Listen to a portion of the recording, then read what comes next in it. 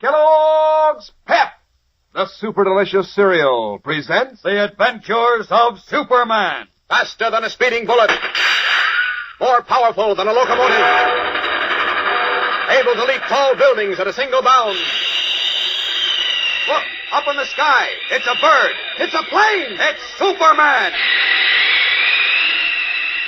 Suspecting the truth, that Clark Kent is in reality Superman, and determined to eliminate him before attacking the rest of the world, Henry Miller, the Nazi atom man, and Sidney, the master spy, set a trap for the Man of Steel. Calling on Kent at the Daily Planet, Sidney stated that he had made a careful study of Superman as a hobby and had discovered his double identity.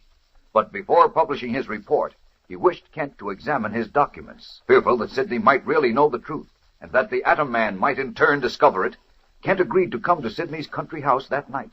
As we continue now, the fat spy has just left, and Kent, throwing open his office door, calls to Jimmy Olsen. Listen. Jim! Oh, Jim! Yeah? Come here, please. Hurry. What's up, Mr. Kent? Step on it before he gets away. Well, before who gets away? That fat man, Sidney. I don't see any fat... Come in and close the door. Now listen closely, Jim, and don't interrupt. He's getting into the elevator. Well, who is? Sidney. Now... Oh, who's Sidney? I said don't interrupt. I want you to call Inspector Henderson. Don't touch that desk. Oh, gosh, what? There are fingerprints on it. Whose fingerprints? Sidney's. Now, will you please be quiet and listen? Okay, Call but Henderson and ask him as a personal favor to me to get a fingerprint man up here at once. I want the prints taken off this corner of the desk and identified if possible. You got that? Oh, sure, but what's this all about? No time to tell you now, Jim. Ask Henderson if he knows anything about a man named Sidney, a retired businessman who lives at Green Meadows. That's a few miles north of Glenville on Highway 33. Have you got that? Sidney, retired businessman, Green Meadows. Check. Good. Then call Candy Myers and tell him I want all the dope he can get on Mr. Sidney at once. Now, today. I'll either be back later for the information or I'll call you. Now get going. Okay, but where are you going? I'll explain everything later, Jim. Get on the phone and call Henderson first and then Candy Myers. Hurry. Now, out of these clothes. There's no doubt about it. Sidney was implying that I'm Superman. Got to find out more about him. Uh-oh. He's getting into that big black car at the curb. Well, I'll just follow him as Superman. There we are. All set. The window's open. I'll go out that way. Up and away! Now, where is he? Oh, there's his car. Up higher. Up! He's heading west toward River Road. Away! Leaping higher into the bright, cloudless sky like some great red and blue bird, Superman streaks above the Metropolis traffic, which moves like a procession of tiny ants far below. His keen eyes never leave the big black car in which Sidney drives, and he follows it through the outskirts of the city, then into the country on a broad, rolling highway.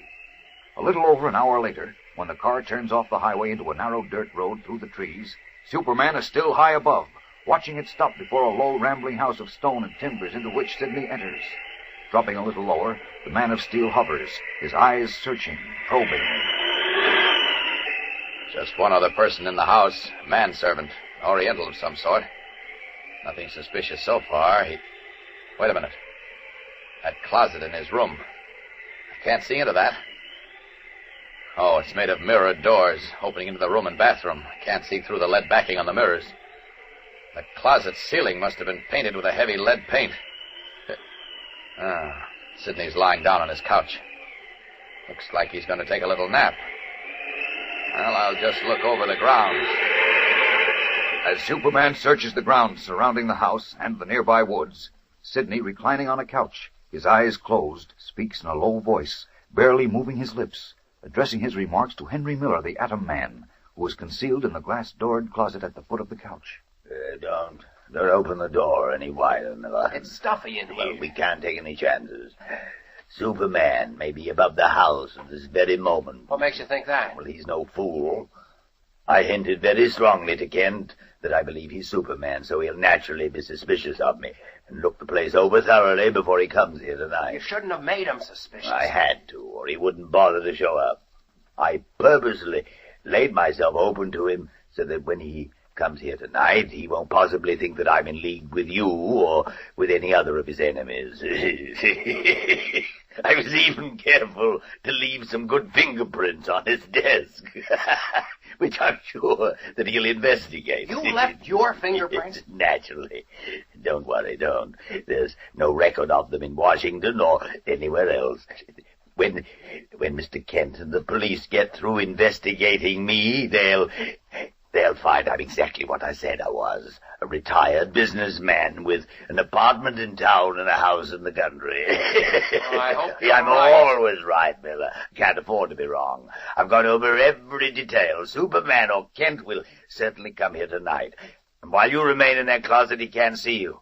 There's a sheet of lead in the ceiling and heavy lead backing behind the mirrored walls. You're positive he can't see through lead? Positive. Now remember, when Kent arrives, I'll bring him in here. If he's Superman, he'll become dazed, as you say he did at the Daily Planet when you approached him. Yes, he practically collapsed. If that happens tonight, I'll call to you. You got your converter and metal gloves? Yes, right here in my pocket. You'll have them on. We'll take him outside and you'll expose him to just enough atomic power to make him lose consciousness. Then we'll keep him in a coma until he finally starves to death. Will Clark Kent, who is Superman, step into the trap set by Sidney and the Atom Man? We'll return in a moment to find out. But right now, I see that Dan McCullough is waiting to talk to you. You know, I guess I'm a pretty forgetful guy. All week long, I've forgotten to put in a special plug for the girls who were collecting those swell new comic buttons from packages of Kellogg's Pep. And everybody knows that the girls get just as much fun of these slick-looking buttons as the fellas do. No wonder. It's mighty exciting when Mom opens a new package of Pep to see which button you'll find inside. Maybe it's a comic character that you don't have yet, like Orphan Annie or her dog Sandy or Haroldine, or even Superman himself. Or maybe it'll be a duplicate so that you can have the fun of swapping with one of your friends. But whichever comic strip character it is, it's bound to be doggone smart-looking. And these buttons sure do show up when you pin them on your jacket or dress or cap. And they're so easy to get. You don't send in a single penny, not even a box top. Why, you can't even buy them anywhere. They come only as exclusive prizes in packages of that super delicious whole wheat flake cereal, Kellogg's Pep. Ask Mom to get you some Pep tomorrow. Then see which prize you find inside the package. One of these dazzling new comic buttons, or a military insignia or warplane button. There's a button in every package of P.E.P. Pep, made by Kellogg's of Battle Creek. Now back to the adventures of Superman. The big clock in the city room of the Metropolis Daily Planet shows 20 minutes past 7 o'clock in the evening. Only a few reporters, hats tipped back on their heads, still sit at their typewriters. Jimmy Olsen, feet cocked on his desk, slumps back in his chair, snoring gently, as Clark Kent enters and walks swiftly to the boy reporter. All right, wake up, Jim. Where? Oh, Mr. Kent. Gosh, I was having the worst dream. Teufel had us tied All right, up. never mind your dreams now. What about Sidney? Sidney? Mm-hmm. Oh, yeah. Well, he's okay, Mr. Kent. Okay. Yeah, I don't know who you thought he was, but... Did Inspector Henderson have his fingerprints checked? Mm-hmm. A guy from headquarters was here right after you left. Henderson called just a little while ago and said to tell you there was no record of Sidney's fingerprints in the department or in Washington. Mm-hmm. Did Henderson know anything about Sidney? Yeah, he said he never heard of him. How about Candy Myers? Did he check on Sidney? Mm-hmm. He said Mr. Sidney is a retired businessman, like he told you.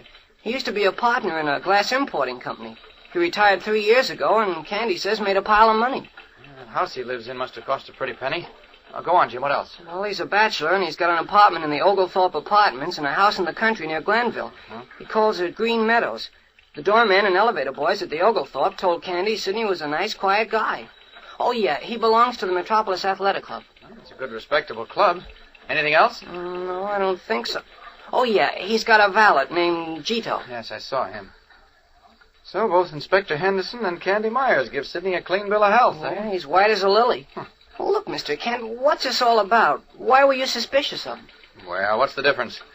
I watched the place practically all afternoon, and I couldn't see anything to worry about either. Hey, look, I almost starved waiting for you to have lunch. Let's go have dinner, and you can tell me about it. No, can do, Jim. I've got an appointment. Oh, shucks. Well, come on, we'll go downstairs together. No, you go ahead. I got one or two things to do before I leave.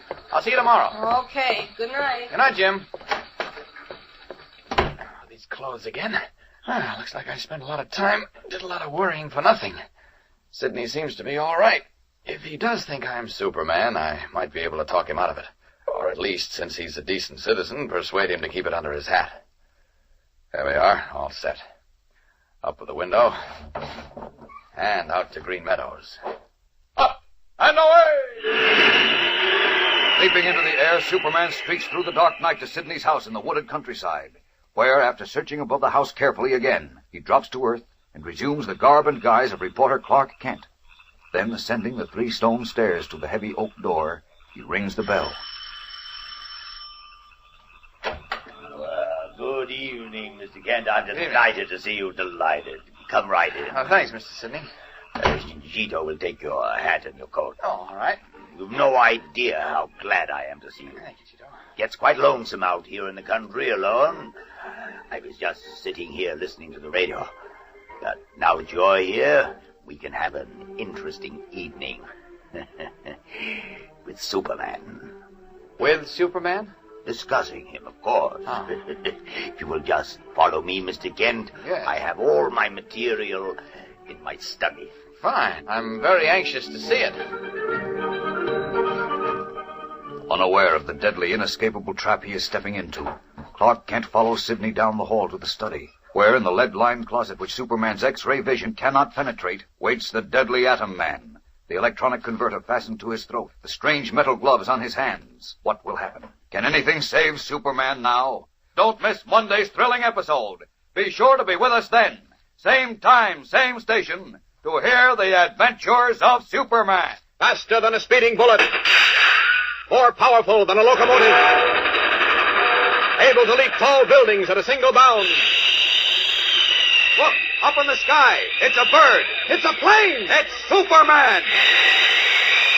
Fellows and girls, be sure to follow the adventures of Superman, brought to you every day, Monday through Friday, same time, same station, by the grand old Kellogg Company of Battle Creek. And for other thrilling adventures of Superman, see your local newspaper. Superman is also a copyrighted feature appearing in Superman DC Publications.